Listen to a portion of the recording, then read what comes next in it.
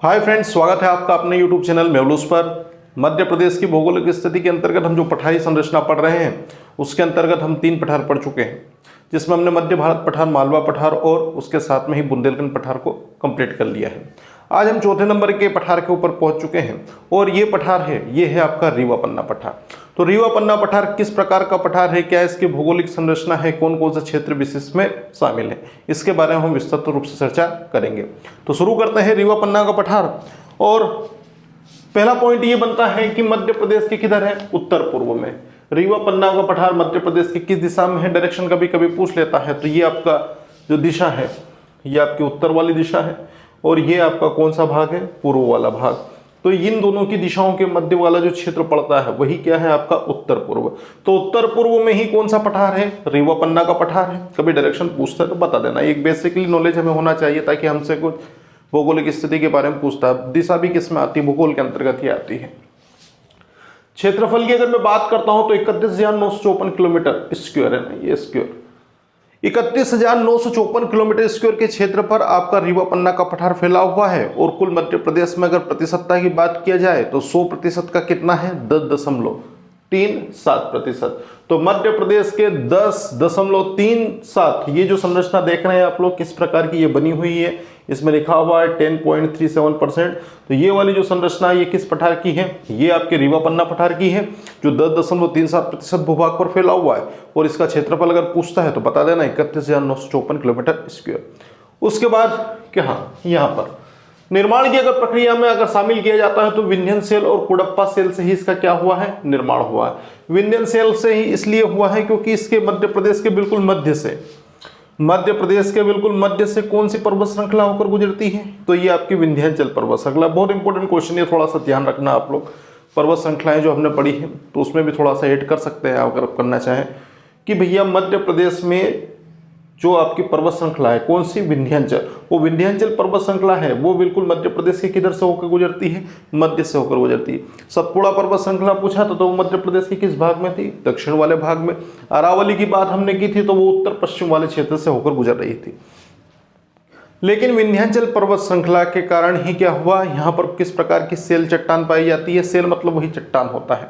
तो ये विंध्यन सेल से हुआ और विंध्यन सेल के साथ में इसमें कौन सा है, कुडप्पा सेल। तो कुडप्पा एक स्थान का नाम है जो आपके दक्षिण भारत के अंतर्गत आता है। इसके बारे में विस्तृत चर्चा आने वाले वीडियो हम करेंगे, जिसमें हम प्रारूप रूप से जो देखेंगे किसके बारे में, चट्टानों के बारे में। तो चट्टान संबंधित पॉइंट में हम पूरा क्लियर कर लेंगे, कौन सी चट्टान कहाँ पर पाई जाती है और क्या इसकी विशेषता होती है। तो विंध्यन सेल और उसके साथ में कुडप्पा सेल है, उससे ही किसका निर्माण हुआ है, उससे आपके रीवा पन्ना पठार का क्या हुआ है, निर्माण हुआ है। तो ये आपकी जो श्रृंखला चलेगी यहाँ पर, इसका ध्यान रखना, ये विंध्याचल श्रृंखला चल रही है यहाँ से। अब आगे अगर मैं बात करता हूं, अन्य नाम अगर पूछता है यहाँ पर कि रीवा पन्ना पठार का अन्य नाम बताओ, तो विंध्य कगारी प्रदेश के नाम से जाना जाता है। विंध्य कगारी मतलब विंध्याचल पर्वत श्रेणी तो मौजूद है, लेकिन कगारी क्षेत्र, कगारी मतलब एक तरीके से ऊबड़ खाबड़ जो क्षेत्र है आपका, ऊंचा नीचा क्षेत्र है। तो विंध्यन कगारी प्रदेश के नाम से इससे जाना जाएगा। क्यों, इसका मुख्य कारण यह है कि ये भ्रंश घाटी और उसके साथ में मतलब भ्रंश घाटी और कगार, कगार मतलब है उथला निचला जो स्थान रहेगा आपका, भ्रंश घाटी कगार से क्या है यहाँ पर अधिक मात्रा में पाए जाते हैं, जिसके कारण यहाँ पर विंध्यन कगारी प्रदेश के नाम से भी इसे जाना जाएगा। अब बात करते हैं इसके अस्तित्व की। तो 1948 में यह अस्तित्व में आया विंध्य प्रदेश के रूप में, और 1956 में क्या हुआ, मध्य प्रदेश में शामिल किया गया। सन 47 में देश को आज़ादी प्राप्त हुई। 1948 में क्या हुआ, कई रियासतें हुई, उसमें आपकी एक ही है अन्य बुंदेलखंड बघेलखंड क्षेत्र के अंतर्गत ही ये बहुत सारी रियासतें हुआ करती थी। तो उन रियासतों के कारण ही क्या हुआ, अन्य जो क्षेत्र आप देखते हैं वो रियासतों के रूप में मौजूद थे और भारत में शामिल हो रहे थे। तो ये जो आपका विंध्य कगारी पठार वाला जो क्षेत्र है या रीवा पन्ना का पठार है, ये क्षेत्र की अगर मैं बात करता हूँ तो ये विंध्य कगारी क्षेत्र 1948 में अस्तित्व में आया था। उसके बाद क्या हुआ, उसके बाद राज्यों का पुनर्गठन आया, जिसके लिए 1953 में क्या किया गया, एक आयोग का निर्माण किया गया फैसल अजली की अध्यक्षता में। और उसके साथ में 1956 में जब मध्य प्रदेश का गठन हुआ तो 1956 में ही विंध्य कगारी क्षेत्र या फिर रीवा पन्ना पठार को किस में शामिल किया गया, मध्य प्रदेश में शामिल किया गया। क्लियर है यहाँ तक। 1948 में अस्तित्व, 1956 में मध्य प्रदेश में शामिल।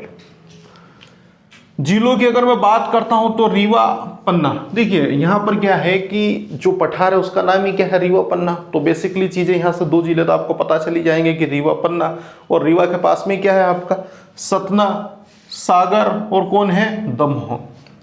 ये वाला जो क्षेत्र है आपका कौन सा, ये अगर मैं जिले की यहाँ पे बात करता हूँ तो ये आपका सागर जिला है। कौन सा, सागर के पास में ही क्या है, दमोह है। इस वाले क्षेत्र में क्या है, आपको सतना मिल जाएगा, रीवा मिल जाएगा, पन्ना छतरपुर मिल जाएगा, ठीक है।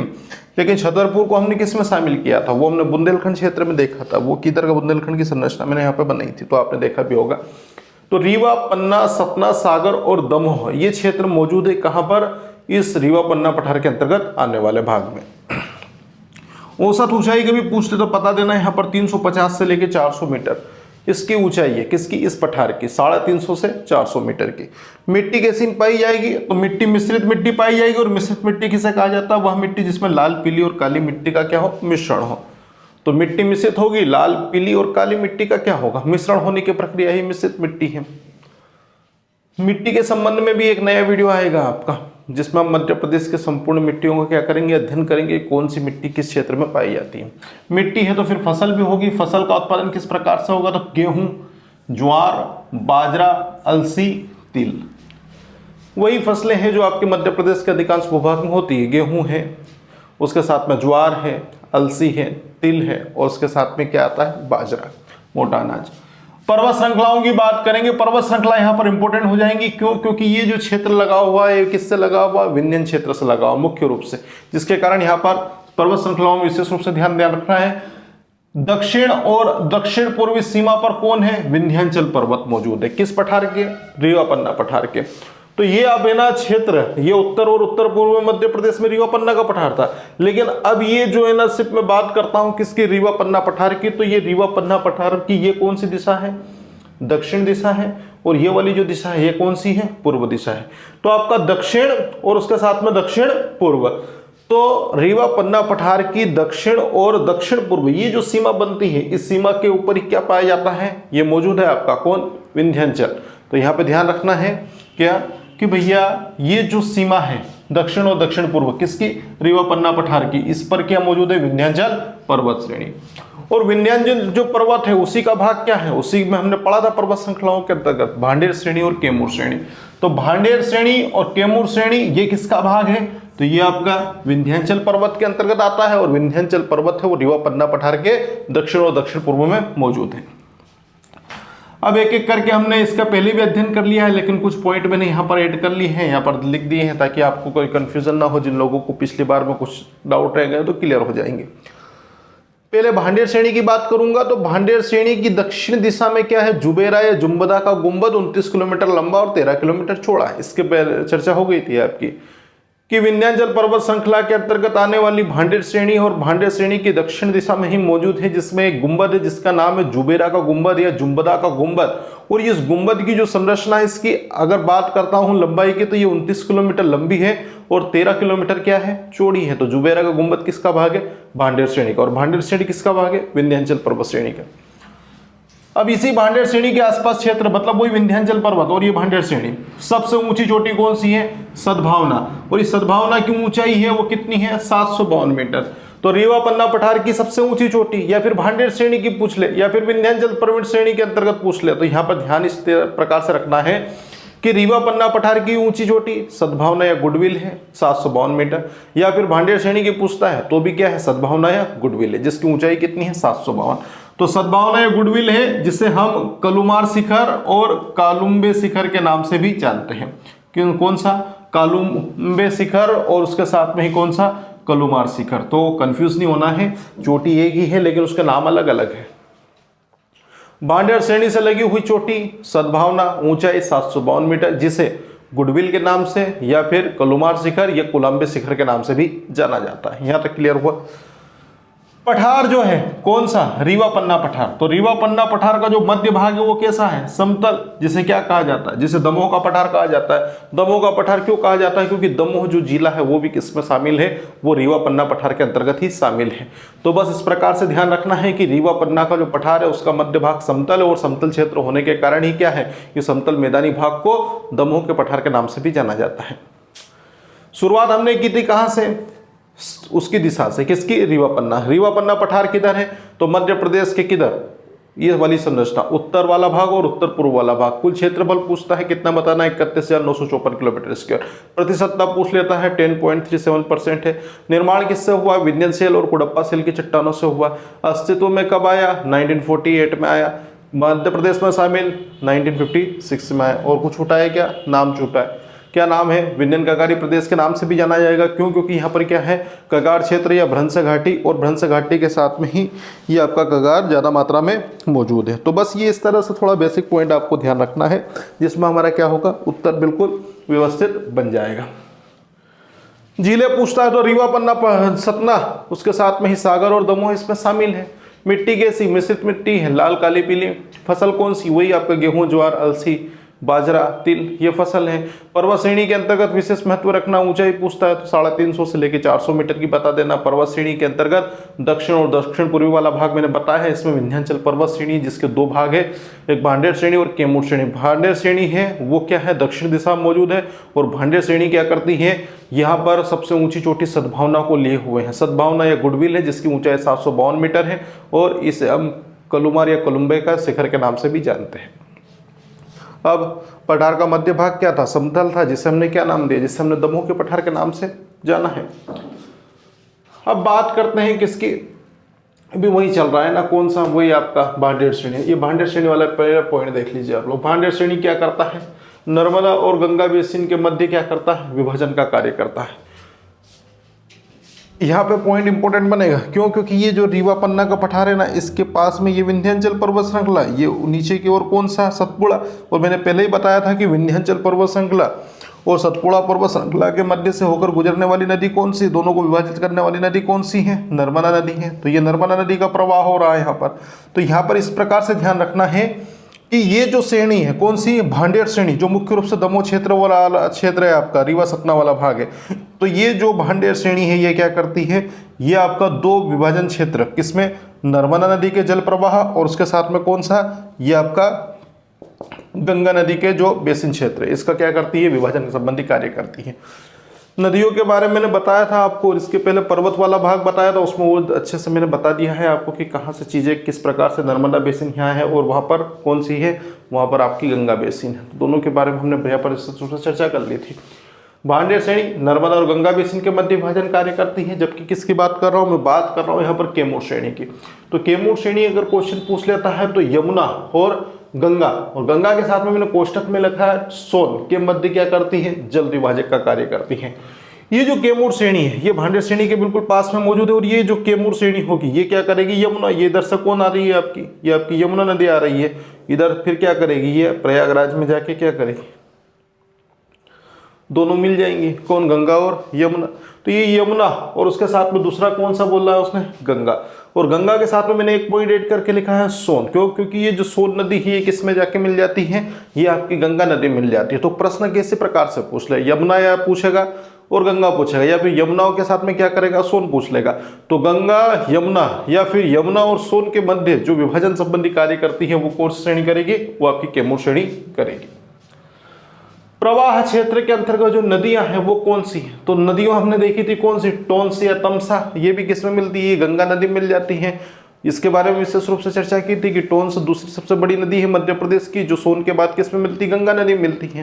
तो टोंस जिसे हम तमसा नदी के नाम से भी जानते हैं, उसके साथ में कौन सा, बीहड़, ये बड़े जलप्रपातों का निर्माण करती है। उसके साथ में सोन, ये सबसे बड़ी सहायक नदी गंगा की मध्य प्रदेश के संदर्भ में। केन नदी, ओदा नदी और बिछिया नदी। तो बस इस तरह से ध्यान रखना है। जो पूर्वी वाला पठार है उसमें टोंस है, जैसे तमसा, बिहड़, सोन, उसके साथ में केन, केन के साथ में ओहा और आपका ओदा और बिछिया। रीवा और पन्ना पठार की अगर मैं बात करता हूं तो दक्षिण पश्चिम में नर्मदा नदी, दक्षिण पश्चिम में ये आपका रीवा पन्ना पठार है। अब आपको दिख नहीं रहा होगा लेकिन फिर भी भावनाओं को समझ लेना आप लोग। ये उत्तर, ये पूर्व, ये दक्षिण और ये कौन सा, पश्चिम। पूछ ले कभी कि रीवा पन्ना पठार के किस भाग में, दक्षिण पश्चिम। तो दक्षिण पश्चिम में कौन सी नदी बह रही, नर्मदा नदी। रीवा पन्ना पठार के दक्षिण पश्चिम में कौन सी, नर्मदा नदी। और उत्तर पूर्व में कौन सी नदी प्रवाहित होती है, तो ये उत्तर वाला पूर्व वाला जो क्षेत्र है जिसके अंतर्गत गंगा नदी बेसिन के साथ में कोष्टक में क्या लिखा था, सोन नदी। तो बस इस प्रकार से याद रखना है कि जो रीवा पन्ना का पठार है इसके जो भाग है कौन सा, दक्षिण पश्चिम में आपकी नर्मदा नदी का प्रवाह होता है, जबकि उत्तर पूर्व जो वाला भाग है उसमें आपकी सोन नदी का प्रवाह होता है। यहाँ तक हुआ। आगे हम बात करते हैं प्रमुख जलप्रपात की। तो इसके संदर्भ में एक स्पेशल वीडियो में बना चुका हूँ जिसमें मैंने सभी यहाँ पर जलप्रपात है उनके बारे में चर्चा कर ली कि कौन सा जलप्रपात कहाँ पर है। करीब हमने 30 से 40 और क्या 50 के आसपास हमने जलप्रपात वहाँ पर पढ़े हैं। जो लोग पहली बार जुड़े हैं वो वहाँ पर जलप्रपात संबंधी वीडियो देख सकते हैं।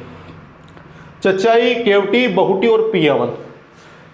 चचाई, केवटी, पियावन, बहुटी ये प्रमुख जलप्रपात है किस पठार के, रीवा पन्ना पठार के। अब खनिजों की बात करते हैं, खनिज प्रधान में है एक तरीके से आपका, क्योंकि इसके बाद ही कौन सा एक बघेलखंड का पठार आता है और एक आपका कौन सा रीवा पन्ना का पठार। ये खनिज की दृष्टि से क्या है, और एक आपका सतपुड़ा का पठार। ये मुख्य रूप से खनिज प्रधान है। बाकी सब क्या है आपके, बाकी सब आपके इंडस्ट्रियल ग्रोथ या फिर कृषि प्रधान क्षेत्र के अंतर्गत आते हैं। खनिज की अगर मैं बात करता हूं तो हीरा तो आएगी इसे, क्योंकि नाम ही क्या है रीवा पन्ना। तो पन्ना तो किसके लिए फेमस है, वो डायमंड सिटी है आपकी। तो खनिज है वो उसमें हीरा है, और हीरा जो है वो किससे प्राप्त होता है, केहरिया, हिनोता, रामखेरिया। ये क्या है, खदानें हैं। ये खदानें हैं जो किस जिले का भाग है, ये पन्ना जिले का भाग है। ये ध्यान रखना है, केहरिया खदान, हिनोता खदान और रामखेरिया खदान ये पन्ना है में है, जिसके अंतर्गत हीरे उत्पादन आपके द्वारा किया जाता है। जिप्सम और चूना, जिप्सम और चूना का उत्पादन कहाँ होता है, तो रीवा और सतना में होता है। रीवा और सतना दो जिले हैं, यहाँ पर जिप्सम और उसके साथ में किसका, चूना का उत्पादन करते हैं। लेकिन सीमेंट जो होता है ज्यादा मात्रा में वो कहाँ होता है, सतना में होता है।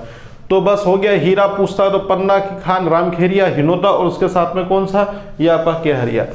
उसके साथ जिप्सम पूछता है, चूना पूछता है तो रीवा और सतना, और स्पेशली सीमेंट के बारे संदर्भ में पूछता है तो वहां पर सतना आपको बता देना है। वन संपदा की अगर बात करते तो सर्वाधिक कौन सी संपदा पाई जाती है, आंवला ज्यादा मात्रा में पाया जाता है। आंवला प्रदेश के नाम से भी पन्ना को जाना जाता है। पन्ना जो जिला वो हीरा उत्पादन के साथ साथ में पन्ना जो है वो आपका क्या, वो आपका ज्यादा मात्रा में आंवला उत्पादन के लिए भी क्या है, प्रसिद्ध है पूरे मध्य प्रदेश में। तो आंवला उत्पादन प्रमुख रूप से होता है यहाँ पर। पर्यटन संबंधी अगर कुछ फैक्ट पूछ ले कि रीवा पन्ना पठार के पर्यटन संबंधी कुछ फैक्ट बताइए, तो पर्यटन संबंधी फैक्ट में क्या बताना है, पर्यटन संबंधी वीडियो में बताए हैं सभी, मतलब मध्य प्रदेश के सभी पर्यटन स्थल के बारे में हम चर्चा कर चुके हैं। जिन लोगों को डाउट है वो पर्यटन संबंधी वीडियो देखे तो मालूम पड़ जाएगा। मेहर सतना जिले में आता है। चित्रकूट, ये आपका मेहर और चित्रकूट दोनों सतना जिले में आता है। और सतना में क्या, व्हाइट टाइगर सफारी है, ये फेमस है आपका। मुकुंदपुर बताया भी था, इसमें वन नेशनल पार्क वगैरह पड़े तो उसमें आया था। उसके बाद में जुगल किशोर मंदिर है, ये कहाँ पर है, तो पन्ना में है। तो मेहर, चित्रकूट, सतना जिसमें व्हाइट सफारी है, मेहर और चित्रकूट है, ये पर्यटन है आपका धार्मिक रूप से महत्वपूर्ण है। मेहर उस्ताद अलाउद्दीन खां की कर्मस्थली एक तरीके से, और चित्रकूट के मां शारदा के लिए मंदिर के लिए फेमस है आपका। और उसके साथ में सतना है, तो ये सतना जिले के अंदर मेहर और आपका कौन आता है, ये आपका चित्रकूट। जुगल किशोर मंदिर के बारे में पूछता है तो बता देना, यहाँ पर पन्ना जिले के अंतर्गत आता है। अब ये एक क्वेश्चन पूछ ले कि रीवा पन्ना पठार के दक्षिण भाग में स्थित कगार इसे बघेलखंड पठार से अलग करते हैं। यह नोट पॉइंट है, यहाँ ध्यान रखना है कि रीवा पन्ना पठार की किस दिशा में, दक्षिण दिशा में क्या मौजूद है, कगार मौजूद है। और ये कगार ही रीवा पन्ना पठार को किस पठार से अलग करते हैं, बघेलखंड पठार से अलग करने का कार्य करते हैं। तो ये वीडियो हमने किस संदर्भ में देखा, ये हमने देखा रीवा पन्ना पठार के बारे में। इतना डिटेल पढ़ने के बाद एक क्विक रिवीजन ले लेते हैं, जिससे और कुछ चीज़ें हम आसानी से समझ जाएंगे। मध्य प्रदेश के उत्तर और उत्तर पूर्व में रीवा पन्ना का पठार मध्य प्रदेश के कितना 31,954 किलोमीटर के क्षेत्र में मौजूद है। 10.37% भूभाग पर मौजूद है। रीवा पन्ना पठार की अगर मैं बात करता हूं तो इसका निर्माण है वो विंध्याचल से आपका विंध्यन सेल और उसके साथ में कुडप्पा सेल से हुआ है। उसके बाद अगर पूछ लें यहाँ पर क्या पूछेगा, ये पूछ लेगा कि भैया इसका जो नाम है वो बताओ, तो विंध्य कगारी प्रदेश या फिर हाँ विंध्यन कगारी प्रदेश के नाम से जाना जाएगा, क्योंकि भ्रंश घाटी और कगार यहाँ पर ज़्यादा मौजूद है। अस्तित्व में आया 1948 में, मध्य प्रदेश में शामिल 1956 में। अब फिर बात करते हैं जिले की, तो कौन कौन से, रीवा, पन्ना, सतना, उसके साथ में सागर और दमोह है। औसत ऊंचाई 350 से 400 मीटर की है, और उसके साथ में मिश्रित मिट्टी पाई जाती है, लाल काली पीली मिट्टी है। फसल पूछता है तो बता देना कि भैया यहाँ पर गेहूँ है, ज्वार है, अलसी है, उसके साथ में ही आपका तिल है और बाजरे का उत्पादन होता है। पर्वत श्रृंखलाओं की बात कर चुके हैं। दक्षिण और दक्षिण पूर्व भाग में कौन सा, विंध्याचल पर्वत, और विंध्याचल पर्वत श्रृंखला के अंतर्गत भांडेर श्रेणी और आपकी कैमूर श्रेणी आती है। भांडेर श्रेणी के दक्षिण दिशा में एक क्षेत्र मौजूद है जिसे हम क्या बोलते हैं, सद्भावना चोटी के नाम से भी जानते हैं। ये दक्षिण में दक्षिण में आपका जुबेरा का गुंबद है, जुम्बदा का गुंबद है, जो 29 किलोमीटर लंबा और 13 किलोमीटर चौड़ा है। लेकिन इसी भांडेर श्रेणी का कौन भाग है, इसी भांडेर श्रेणी का भाग क्या आएगा आपका, सद्भावना या फिर गुडविल। और गुडविल की जो ऊंचाई पूछता है 700 कितना है, ये आपका 52 मीटर की है। इसे कलुमार शिखर या कालुम्बे शिखर के नाम से भी जाना जाता है। रीवा पन्ना पठार का मध्य भाग कैसा है, समतल है, जिसके कारण इसे क्या कहा जाता है, इसके कारण इसे दमोह के पठार के नाम से, दमोह के मैदान के नाम से भी जाना जाता है। कैमूर श्रेणी की अगर पहले कैमूर श्रेणी देख लीजिए, यमुना और गंगा या फिर सोन के मध्य विभाजन संबंधी कार्य कैमूर श्रेणी करता है, जबकि भांडेर श्रेणी जो नीचे भाग में मौजूद है यह क्या करता है, नर्मदा और नर्मदा के साथ में गंगा नदी के मध्य विभाजन संबंधी कार्य करता है। दोनों बेसिन के मध्य विभाजन संबंधी कार्य करेगा। प्रवाहित नदियां है तो पहले बता चुका हूँ, टोंस है, तमसा है, बिहाड़ है, ओदा है, महाना है और आपका कौन सा है, सोन है, बिछिया भी है। रीवा पन्ना पठार के दक्षिण और कौन सा, दक्षिण पूर्व की अगर मैं बात करता हूं तो दक्षिण और दक्षिण पश्चिम में कौन सा है, तो ये हमने देखा था, ये आपका दक्षिण वाला भाग और ये कौन सा, ये वाला दक्षिण और ये आपका पश्चिम, दोनों के मध्य की बात करते हैं। तो रीवा पन्ना पठार के दक्षिण पश्चिम में आपका कौन सी नदी, नर्मदा नदी, जबकि उत्तर पूर्व में कौन सी, सोन नदी का प्रवाह क्षेत्र मालूम पड़ता है। जलप्रपात है तो चच्चाई, बिहड़, पियावन और आपका बेहुटी जलप्रपात, केवटी भी है। खनिज की अगर बात करते हैं तो हीरा उत्पादन नामखेरिया, केहरिया और उसके साथ में हिनोता खदान जो पन्ना में मौजूद है यहाँ पर होता है, जबकि जो आपका चूना और जिप्सम का उत्पादन होता है वो आपका रीवा और सतना में होता है, लेकिन स्पेशली जो आपकी सीमेंट है वो सतना जिले में निर्मित होती है। वन संपदा सर्वाधिक आंवला का उत्पादन होता है तो पन्ना जिले में होता है। पर्यटन Maihar, Chitrakoot, Satna, white tiger safari के लिए सतना प्रसिद्ध है, जबकि जुगल किशोर मंदिर है वो आपके पन्ना जिले में आता है। एक और क्वेश्चन कभी पूछ ले कि रीवा पन्ना पठार है उसके दक्षिण भाग में क्या है, कगार मौजूद है, जो क्या करते हैं, बघेलखंड पठार से इसे अलग थलग करने का कार्य करते हैं। तो ये वीडियो हमारा समाप्त हो। वीडियो अगर आपको पसंद आया तो वीडियो को लाइक एंड शेयर करें, चैनल को सब्सक्राइब करना ना भूलें। मिलते हैं नेक्स्ट वीडियो में अगले पठार के साथ।